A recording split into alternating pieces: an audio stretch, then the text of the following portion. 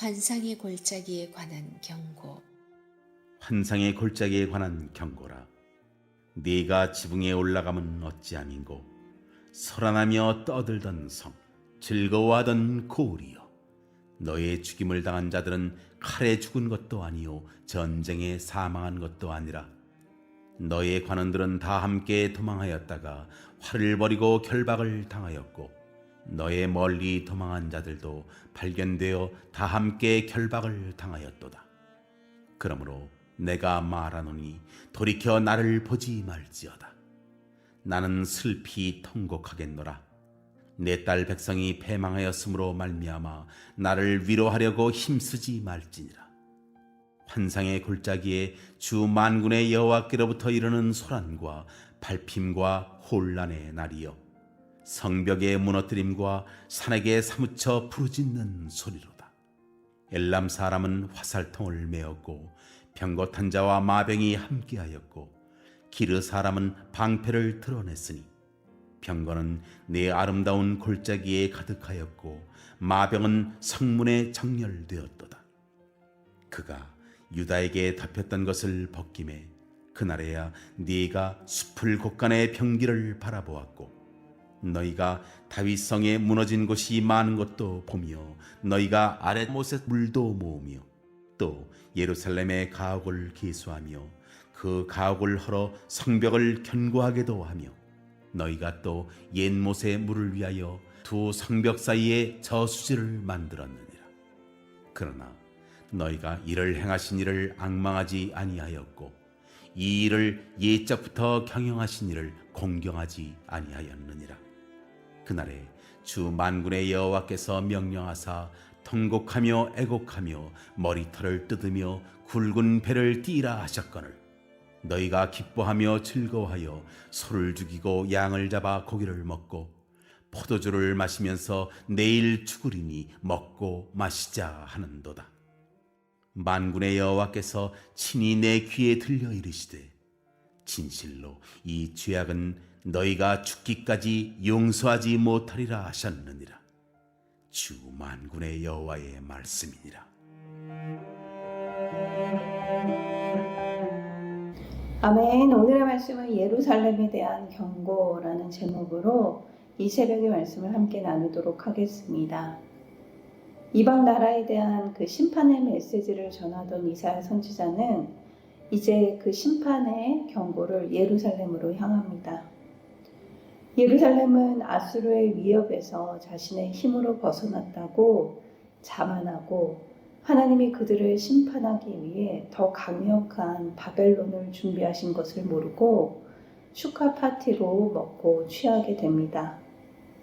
그리고 그들은 여전히 하나님께 구하지 않고 자신의 힘으로 성벽을 보수하고 저수지를 만듭니다.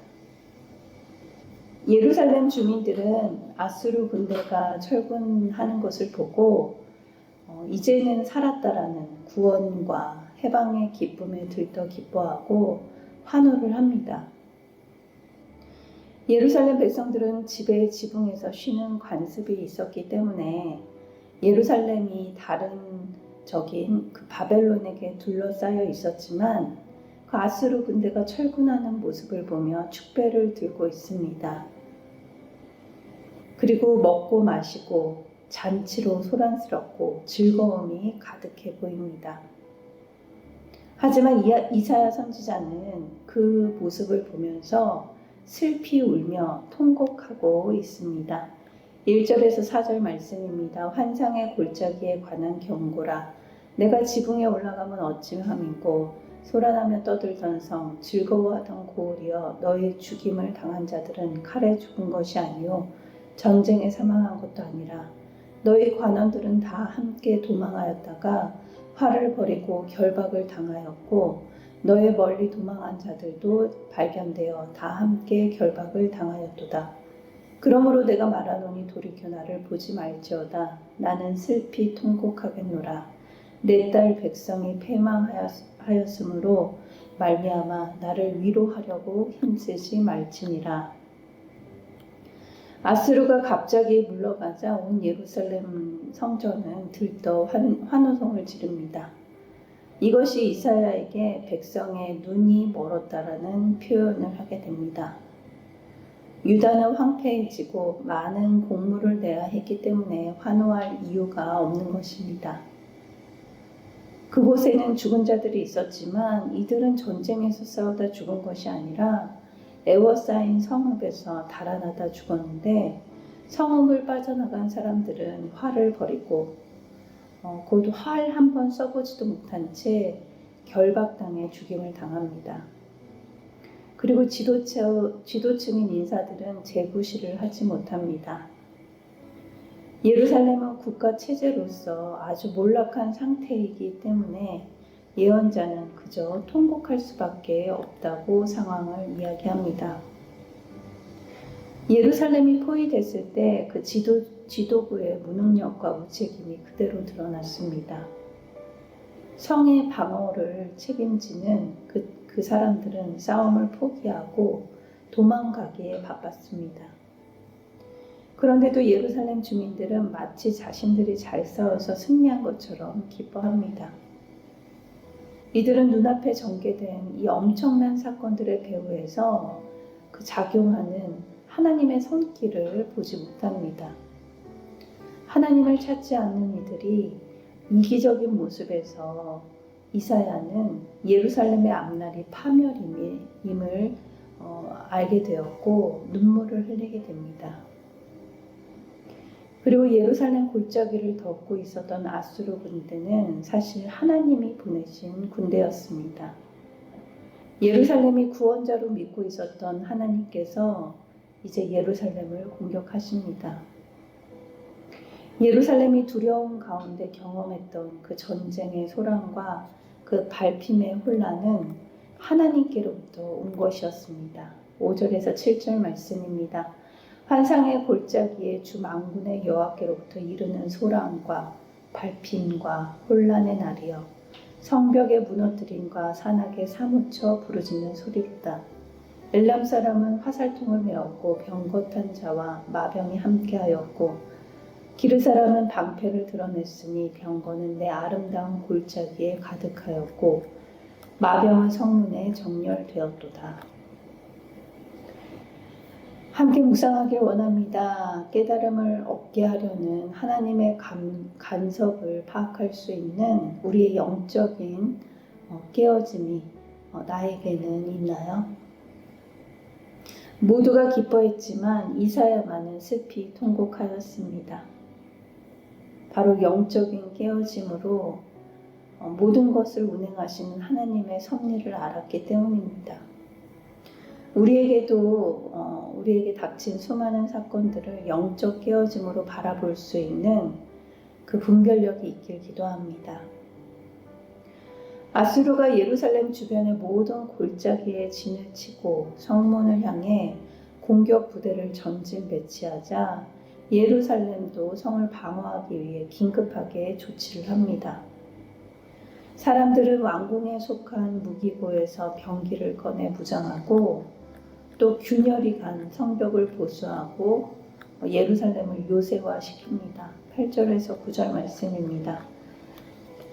그가 유다에게 덮었던 것을 벗김에 그날에야 내가 숲을 곳간의 병기를 바라보았고 너희가 다윗성에 무너진 곳이 많은 것을 보고 너희가 아랫못에 물을 모으며 또 완전히 봉쇄되었을 때를 대비해서 저수지에 물을 저장하고 적이 이용할 수 없게 성 밖에 있는 집들을 허물어 버립니다. 10절과 11절입니다.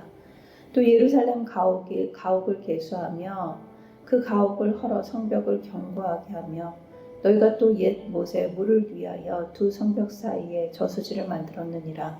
그러나 너희가 이를 행하신 이를 앙망하지 아니하였고 이 일을 옛적부터 경영하신 이를 공경하지 아니하였느니라.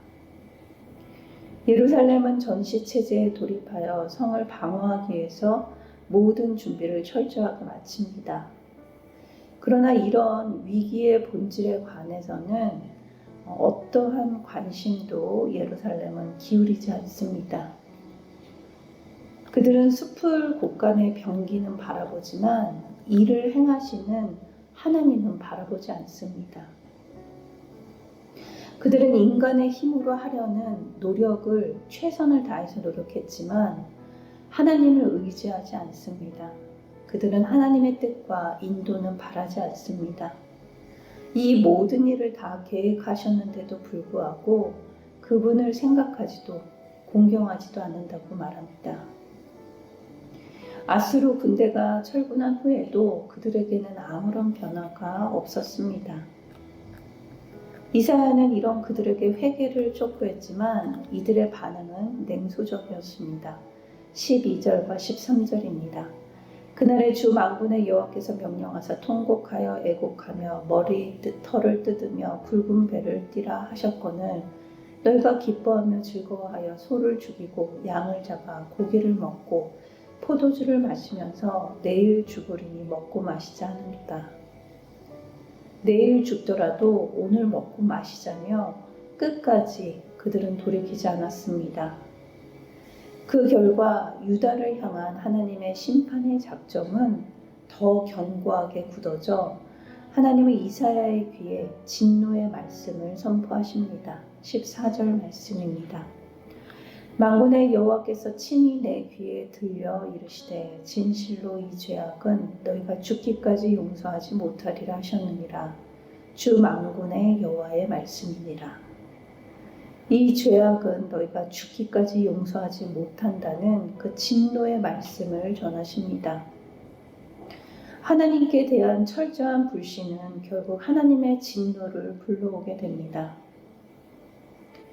유다가 이렇게 끝까지 아수르의 침략과 예루살렘의 구원에 대해 하나님의 사건으로 바라보지 못하고 그렇게 생각하지 않은 데는 그 근원적인 그들의 마음속에 역사를 주관하시는 하나님을 믿지 못하는 그 불신에서 시작이 됩니다. 우리 또한 우리의 모든 일련의 삶의 문제와 사건들은 그것을 운행하시는 하나님의 섭리와 연결되어 있습니다. 그렇기 때문에 우리 또한 우리의 삶의 사건들을 우리는 신앙의 눈으로 바라보고 이해해야 합니다. 그래야 그 사건을 통해 말씀하시는 주님의 음성을 들을 수 있습니다. 그것이 하나님과 상관없다 생각하면 우리 또한 냉소적으로 사는 예루살렘 사람과 다름없이 행하시는 그 하나님을 믿지 않고 사는 것과 같습니다. 오늘 말씀을 통해 저와 여러분이 예루살렘을 향하여 경고하시는 주님의 음성을 듣는 저와 여러분이 되길 기도합니다. 사랑의 하나님, 우리는 한 치 앞도 보지 못하는 인생입니다. 지금 당장의 평안에 기뻐하며 환호하고 있습니다. 근본적인 통회와 영적 분별력을 허락해 주시옵소서. 그리하여 나에게 일어나는 모든 사건 가운데 신앙의 눈으로 바라보고 이해하며 행동할 수 있는 영적인 예민함을 허락해 주시어 주님의 길 가운데 나아갈 수 있는 결단을 인도하여 주시옵소서. 나는 전적으로 무능하며 전적으로 타락했음을 고백합니다. 오직 하나님의 은혜로만 나아갈 수 있음을 고백하며 오늘도 나의 가는 길 주님 인도하심을 바라며 나아가는 그 하루를 허락해 주시옵소서. 감사드리며 예수님의 이름으로 기도드립니다. 아멘.